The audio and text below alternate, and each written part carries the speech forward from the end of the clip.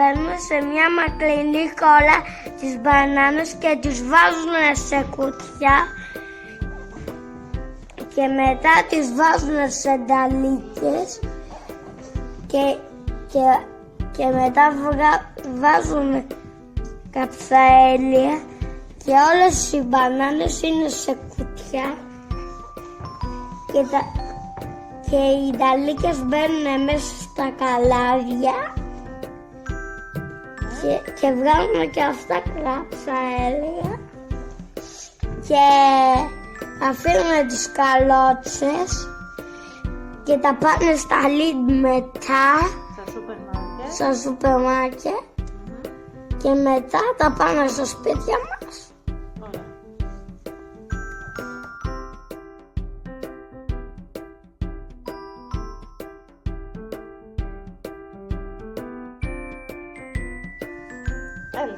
Έχουμε μια πορτοκαλά